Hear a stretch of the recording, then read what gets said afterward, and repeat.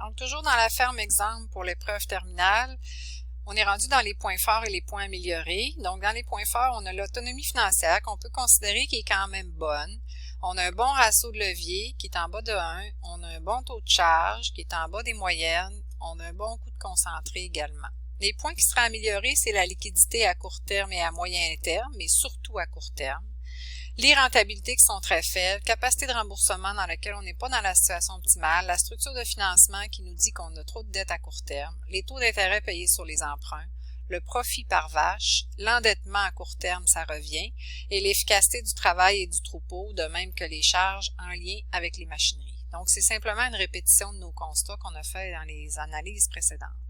Concernant les pistes de solutions, donc j'ai pris les points forts et les points améliorés. Pourquoi? Parce que les points améliorés, ça semble évident. Les points forts, il y a toujours des possibilités d'amélioration, puis c'est intéressant de se baser sur nos points forts pour les faire.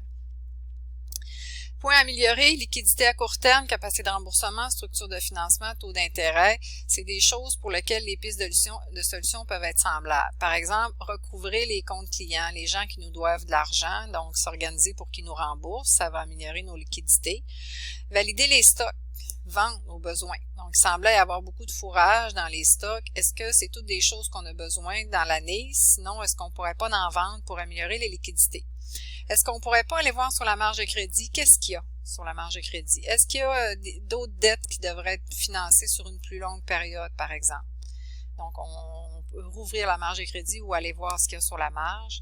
Faire plus d'autofinancement lorsqu'on fait des investissements pour minimiser les emprunts. C'est sûr que l'autofinancement est possible quand on a des liquidités aussi, là.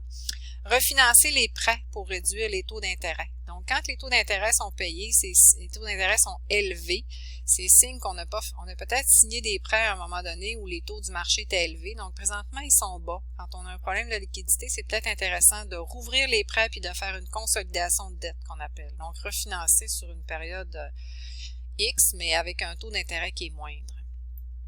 Les rentabilités puis l'efficacité du travail peut se traduire par les pistes de solutions suivantes. Donc, augmenter le bénéfice, c'est toujours gagnant parce que ça améliore la rentabilité. Augmenter le bénéfice, là, vous pouvez extensionner. Là, vous pouvez dire, bon, augmenter les revenus. Vous pouvez aller voir les principaux revenus qu'il y a dans l'état des résultats. Ça peut être la production de lait, ça peut être la vente d'animaux, ça peut être, etc. Il y a beaucoup de possibilités, là.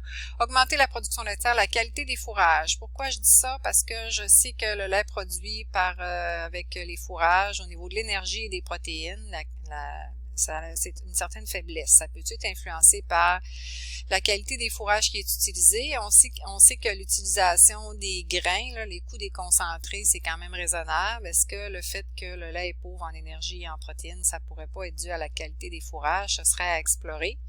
Les charges en lien avec la machinerie sont trop élevées. Pourquoi? Il faut se poser des questions. Qu'est-ce qui fait que des charges en machinerie sont élevées? Donc, il faut se rappeler c'est quoi les charges. C'est les dépenses en réparation, entretien, ça peut être l'essence, le carburant. Donc, est-ce que le nombre d'actifs total, bon, ça semble pas être un problème, mais pourquoi les machineries coûtent trop cher? Est-ce que c'est parce qu'elles sont passées date? Est-ce que c'est parce qu'elles sont mal entretenues? Est-ce qu'elles devraient être changées? Donc, on essaie de trouver pourquoi. C'est pour ça que votre interprétation ou vos pistes de solutions parfois peuvent être sous forme de questions parce que c'est pas notre entreprise, on n'est pas sur les lieux, on peut pas discuter avec le producteur, donc on peut pas tout savoir. Concernant les points forts qui sont l'autonomie financière, le ratio de levier, le taux de charge puis le coût des concentrés, il y a aussi des pistes de solutions qui peuvent être adoptées en lien avec ça. Donc, l'autonomie financière nous dit qu'on a une marge de manœuvre au niveau du taux de charge. Donc, c'est possible d'augmenter les revenus, même si ça augmente les charges. Il y a possibilité de faire des changements au niveau de l'alimentation, que ce soit dans le choix des aliments, dans le coût des concentrés, dans la machinerie utilisée pour les fourrages. S'il y a de nouveaux investissements qui sont faits, ils doivent avoir une part plus importante d'autofinancement pour éviter le surendettement.